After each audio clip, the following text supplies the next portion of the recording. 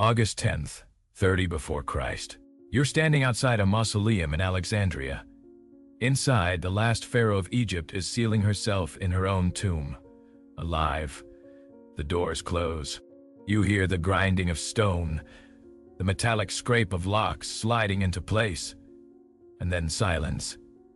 3 days earlier, Cleopatra VII was still queen of Egypt, still negotiating, still planning, still hoping that somehow, impossibly, she could save herself, her children, and her kingdom from the Roman army camped outside her city walls. 2 days earlier, Mark Antony, her lover and ally, stabbed himself in the stomach with his own sword and died bleeding in her arms. Now she's locked in a tomb with 2 servants, a basket of figs, and a decision that will end 3,000 years of Egyptian independence. This is the story of Cleopatra's last 48 hours. Not the movie version, not the romantic tragedy. The documented, brutal, desperate final act of a woman who knew exactly what was coming and chose death over slavery. Because what Octavian, soon-to-be Caesar Augustus, had planned for her wasn't execution. It was public humiliation so complete it would make her name synonymous with defeat for eternity. The question isn't why she died. It's what the Romans intended to do to her that made death the better option. You think you know depravity? Let's talk about Roman triumphs. Let's talk about what happens to foreign queens when they lose. And let's talk about why Cleopatra, the most brilliant political mind of her generation, looked at Rome's promises and chose a snake. If you believe history's most powerful women deserve their stories told without romanticism, consider subscribing. We're uncovering the documented truths that textbooks soften. Now let's go back to August 1st, 30 before Christ. Octavian's army is outside Alexandria, and Cleopatra is out of options. To understand why Cleopatra killed herself, you need to understand what Roman triumphs actually were. Because they weren't parades. They were psychological annihilation ceremonies designed to humiliate conquered rulers in front of the entire population of Rome. Here's the pattern, documented in hundreds of triumphs from 200 before Christ onward. The victorious general rides through Rome in a golden chariot. Behind him, in chains, walk the defeated kings and queens, not killed, not imprisoned off-screen, paraded through the streets of Rome for hours.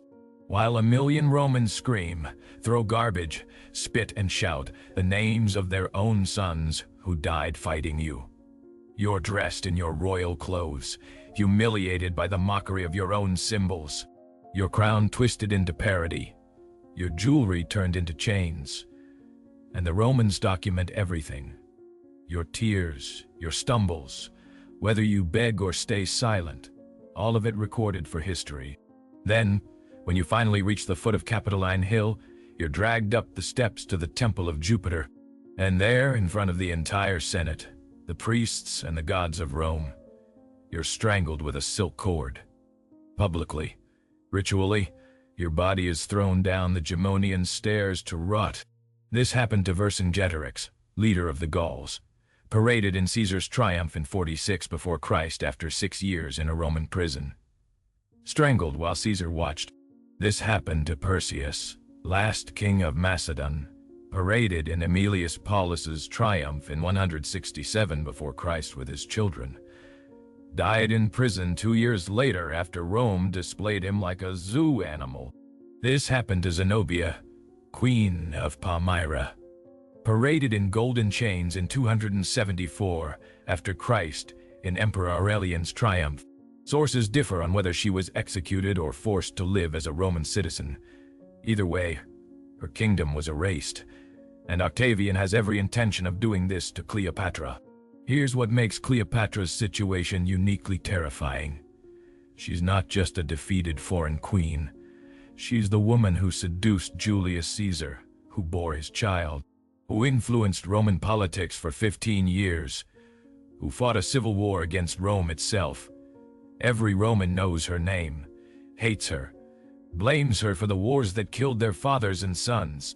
Octavian needs her alive, because his entire claim to power rests on defeating the Egyptian witch who corrupted Mark Antony and threatened Rome.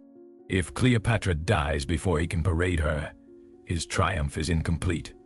His victory is hollow, so he offers her terms. Surrender peacefully and she'll be treated with the dignity befitting a queen. Resist, and her children will be hunted down and killed. Cleopatra, 39 years old, fluent in 9 languages, veteran of 2 civil wars, knows exactly what dignity means. She's read the histories. She knows what happened to Vercingetorix, to Zenobia, to every foreign queen who trusted Roman promises. But she has 3 living children. Caesarion, her son with Julius Caesar, is 17. The twins, Alexander Helios and Cleopatra Selina, are 10. Ptolemy Philadelphos is 6. If she resists, Octavian will kill them all to eliminate rival claims to Egypt. So she negotiates. On August 1st, she sends messengers to Octavian with an offer. She'll abdicate, give up Egypt, retire to a private estate. Let Octavian install a governor. Just spare her children. Octavian's response is recorded by Plutarch, Cassius Dio, and Suetonius. All 3 sources agree on the substance. The queen will be granted every courtesy appropriate to her cooperation. That word cooperation is doing a lot of work. He doesn't say she'll be free. He doesn't say she'll stay in Egypt. He says she'll be treated well if she cooperates.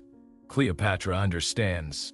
He wants her alive and compliant for the journey to Rome, for the triumph, for the final humiliation of Egypt in front of the world. Mark Antony is still alive at this point, but barely. He's barricaded himself in Cleopatra's palace after his final army deserted to Octavian. He's 53 years old, one of the greatest generals Rome ever produced, 3-time consul, master of the eastern provinces. And now he's sitting in a borrowed palace, abandoned by his men, waiting for enemy soldiers to come arrest him. On August 1st, someone sources disagree who sends him a message. Cleopatra is dead. Killed herself rather than surrender. It's not true, but Antony believes it. According to Plutarch's account in Life of Antony, he asks his servant Eros to kill him. Eros refuses and kills himself instead. So Antony draws his own sword and drives it into his stomach. But he doesn't die. The wound is deep, but not immediately fatal. He collapses, bleeding, and his guards find him. They carry him still alive, still conscious, to Cleopatra's mausoleum, because someone finally tells him the truth. She's not dead. She's locked herself in her own tomb to avoid capture. Picture this scene. It's documented in multiple sources with consistent details. The mausoleum has been designed as Cleopatra's eventual burial place. 2 stories, thick stone walls. A single entrance that's already been sealed from inside. Antony is carried to the base of the building, bleeding out, begging to see her one last time. Cleopatra can't open the doors without letting in Roman soldiers who are now surrounding the building. So she and her 2 servants, Ireas and Charmian, who have served her for decades, use ropes to haul Antony up through a window on the 2nd floor. Multiple sources describe this moment. Plutarch writes that the crowd watching let out a cry of pity. Dio writes that Antony was covered in blood and barely conscious, reaching up to her. They pull him inside. Cleopatra lays him on a couch and tries to stop the bleeding, but it's too late. According to Plutarch, Antony D's telling her, "Do not pity me in this last turn of fate. I've been the most glorious of men, and now I have been conquered not dishonorably, a Roman by a Roman." Cleopatra is now alone in a sealed tomb with 2 servants, and the corpse of the only ally powerful enough to have protected her. Outside, Roman soldiers surround the mausoleum. Inside, Cleopatra has gold, jewels, royal documents, and enough firewood to burn it all, including herself. Octavian sends a messenger. Cornelius Gallus, a poet and general. His message is clear. Surrender peacefully, and your children live. Burn yourself in that tomb, and they die screaming. This is the moment Cleopatra realizes she has no moves left. If she dies, her children are murdered. If she lives, she's paraded through Rome in chains. There's no third option, no escape, no last-minute rescue. So she negotiates for time. She sends word. She'll surrender. She'll open the tomb. She just needs 1 day to prepare Antony's body for burial. Roman custom respects funeral rites. Octavian agrees. But this is a lie. Cleopatra isn't preparing Antony's body. She's preparing her own death. Because she's realized something. Octavian needs her alive for his triumph. But he needs her children alive to secure Egypt. If she's already dead when he arrives, he can't parade her. And he can't risk killing her children if there's any chance Egyptian nobles might rebel. Her death removes her from his triumph. But it might keep her children alive. It's the only card she has left. On August 10th, Cleopatra requests a final meal. The guards allow it. She's been cooperative, docile. They think she's accepted her fate. A servant arrives with a basket of figs from the countryside. The guards inspect it. See nothing suspicious, let it through. What happens next is documented by every source. Plutarch, Dio, Strabo, Suetonius. They disagree on minor details, but agree on the substance. Within 2 hours, Cleopatra is found dead on a golden couch, dressed in her royal regalia. Iris is dead at her feet. Charmian is dying, barely able to stand, fixing the crown on Cleopatra's head with trembling hands. When Roman soldiers burst in and demand to know what happened, Charmian's final words are recorded by Plutarch. It is well done, and fitting for a princess descended from so many kings. Then she collapses and dies. Here's what we know about the method. Ancient sources mention an asp and Egyptian cobra smuggled in the fig basket. Modern historians debate this.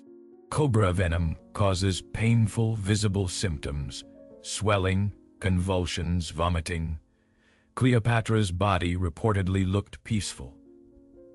Some scholars suggest poison. Hemlock? Aconitum?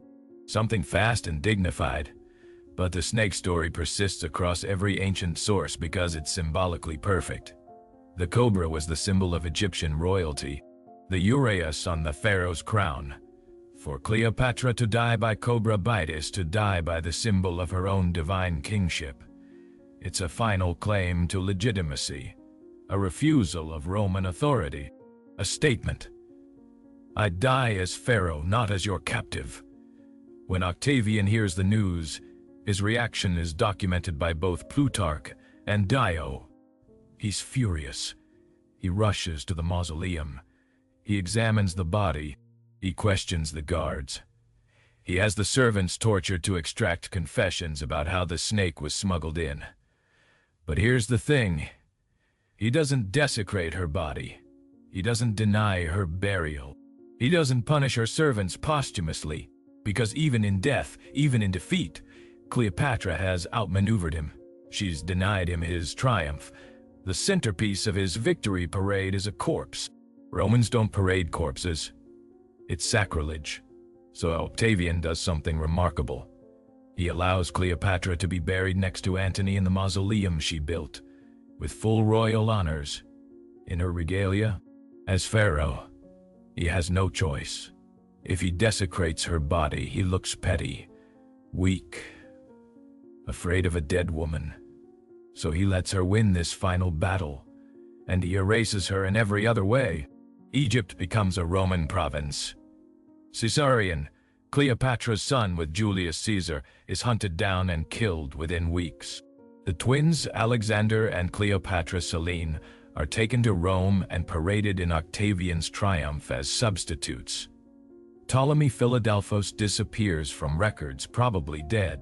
The Ptolemaic dynasty, which ruled Egypt for 300 years, is annihilated. Within a generation, Cleopatra's name becomes Roman propaganda, the dangerous foreign seductress, the witch who corrupted Mark Antony, the enemy of Rome.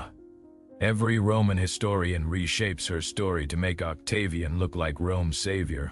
But here's what they can't erase. In her final 48 hours, Cleopatra fought one last war, not with armies or navies or political alliances, with the only weapons she had left: time, symbolism, and control over her own death. She denied Rome its triumph. She died as pharaoh, and she forced Octavian to bury her with the honors he wanted to strip away. Think about the precision of that final move. She knew Octavian needed her alive, so she made sure she died on her terms, in her clothes, surrounded by symbols of her legitimacy. She turned her death into a political statement. You can take my kingdom, but you can't take my dignity. You can rewrite my story, but you can't parade me. That's why the Romans remembered her. Not because she was beautiful or seductive or tragic, because she was brilliant and dangerous, and in her final act, she proved that even a defeated queen could make Rome flinch. Here's what should haunt you about this story. Cleopatra had every reason to hope, to negotiate, to believe that Roman promises meant something. But she understood power better than almost anyone in the ancient world. She knew that powerful men don't keep promises to defeated women. She knew that cooperation meant humiliation. She knew that Octavian's courtesy was a trap designed to drag her through the streets of Rome for entertainment. So she chose the snake, or the poison, or whatever method let her die as a queen instead of a prisoner. And the Romans spent the next 2,000 years trying to make her death about love, about passion, about tragedy, anything except what it actually was: a final act of defiant political calculation by a woman who refused to let her enemies define her end. Cleopatra's mausoleum has never been found unsold. Archaeologists have searched for centuries. Some believe it's underwater now, collapsed into the Mediterranean after earthquakes. Some believe it's buried under modern Alexandria, beneath streets and buildings. Some believe Octavian had it destroyed and the location erased. But wherever it is, it contains the body of the last pharaoh of Egypt, the last ruler of the Ptolemaic dynasty, the woman who made Rome so nervous they spent 300 years rewriting her story. She died on August 10th, 30 before Christ, at 39 years old, dressed as a goddess, denying her enemies the satisfaction of seeing her broken. And that terrified them more than anything she did while alive. If this revealed something textbooks never taught you, hit that subscribe button and turn on notifications. We're digging up the truths that history tried to bury. Drop a comment with your thoughts, and I'll see you in the next investigation.